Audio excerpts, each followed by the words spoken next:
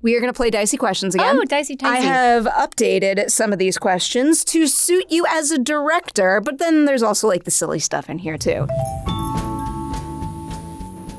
Dun, dun, dun, dun. Yeah. Number one.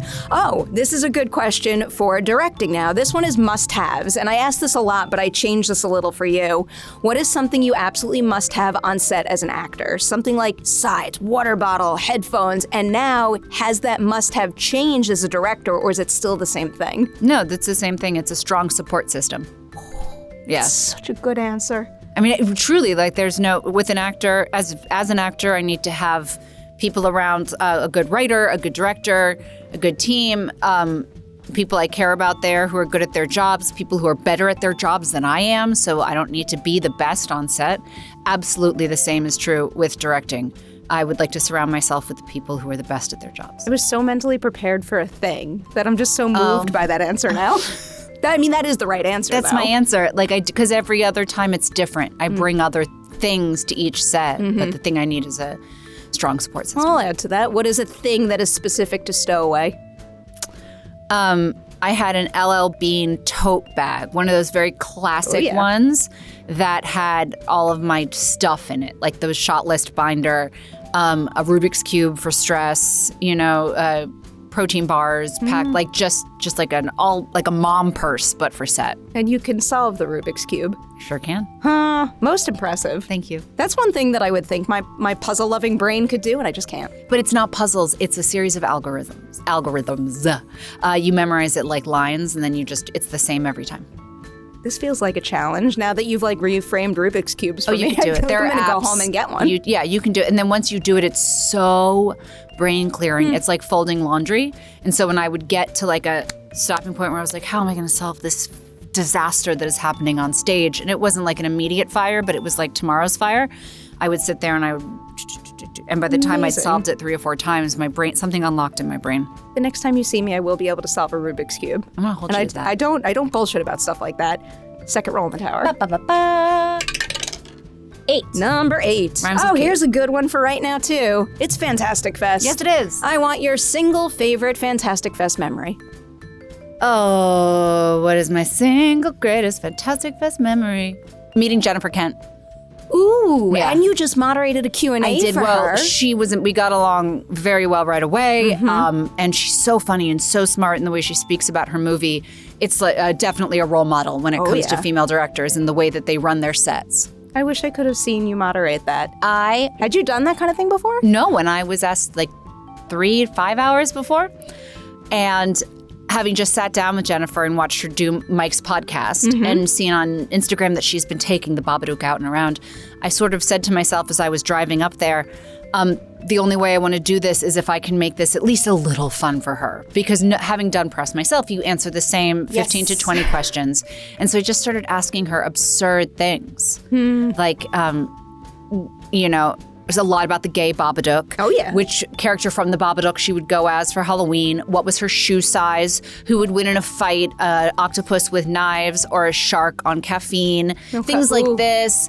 And also octopus questions. On knives. 100%. Yeah. That's a trick question. You don't want to give people hard questions on a stage in front of hundreds. But and of course we ended up talking about the movie and all of those things lead to the movie. And I just thought it would be a nice break for her to at least, and having met her, I knew that her brain was down for that. Yes. She does that. She's a good brain for any kind of conversation. She was lovely. She came in, I think, after you guys at Fantastic Fest, and my Babadook Love and Heart was very full when I got to talk to her. I saw that movie before I had kids and sort of before, it was 10 years ago, so it was right around the time of Hush. I was a different person then, and seeing it again, I was like, oh, this skyrockets to the top of my list. I love the idea of the Babadook too, because no matter what type of person you are or where you're at in your life, the Babadook could represent something else that you're going through, whether it's struggling with being a mother or it's literally any other of the wealth of problems we experience as human beings. Yes, absolutely. I think about that often. I have my overwhelming question for people is at the end of that movie, is she at service of the Babadook or has she captured the Babadook? Like, is she domesticating it or is it domesticating her? I don't think there's ever a clear answer to that because I think forever, and I think this is true of every single person, it's about kind of getting a grasp on whatever your Babadook is and maintaining it. And there's some days where it will overpower you and you have to fight back, and there's other days where you've got it under control and you're good. What's your Babadook? Oh, God.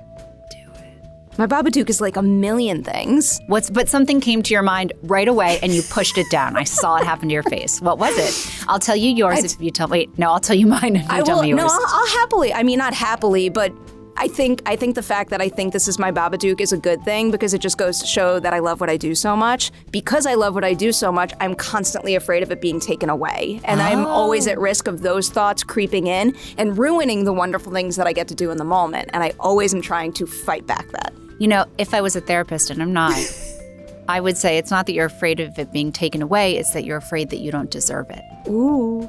I've got some serious imposter syndrome, too. There's definitely a little mix of that there. Yeah. Lisa, now what's your Babadook? Oh, my dad's death. Yeah, that's... Mine's abandonment in all forms. My God. Yeah. I understand. I mean, now that you say that, I'm like, I could list many other Babadooks, but that was the one that came to my mind when you saw my face turn. There's the one that's right there and you get it. That's your. And then once you cure that Babadook, there's a line of them. One question I asked her is if everybody's Babadook looks the same. Oh, because like this is so specific to Essie Davis's character's experience. Yeah. Like there's someone else in that cinematic universe who is fighting their own Babadook, and I'm curious if it looks exactly like the storybook Babadook that we see in her world. I think this is one of the things I wanted to know when I talked to her on stage, and I was talking about now that she's toured this movie that she hasn't seen in 10 years. What does it mean to be a part of film history that people have absorbed into their personalities so much? Like, I feel that with Hill House. Oh, yeah. That a lot of people I meet have way deeper understandings of Theodora Crane than I ever had when I stepped on set.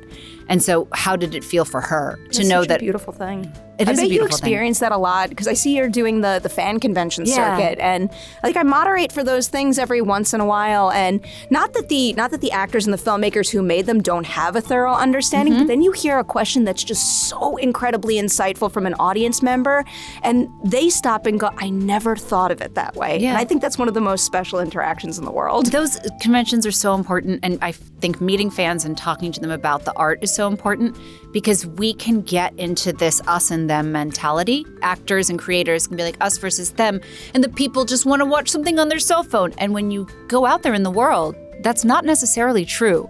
These are people who desire good stories and respond well to people who tell good stories, and you can't forget that. Even if some people want to watch it on their phone, there are other people who are desperate for real stories. It is so true. You consistently deliver them. All right, one more roll. I can't wait to start talking about Stowaway. 3, my lucky number. Oh, this is a positive one. This kind of leans into a little bit of what we were talking about. This one is Hope for Hollywood. Can you tell me a recent movie you saw that gives you hope for the future of filmmaking in Hollywood? Blink, blink, blink. Yes, I can do that thing you are requesting of me. I have hope. What have I seen recently? Jeez, God, give me strength. Did you see anything at Fantastic Fest or TIFF? Lord, bear me strength. No, God, ugh. This isn't because I don't have hope for Hollywood. This is because I haven't seen anything in a long time because like we were saying outside, like I was on set all of July and then immediately came back and immediately had to go into all of this post-production and things like this. I recently saw a friends and family screening of Dust Bunny, which is Brian Fuller's new film, and that gave me hope for Hollywood. I'm very eager to see that. So fantastic. I was about to say something that I'm not allowed to say, but I'll say it to you later. Okay, you guys, the after show is so good and you're not invited.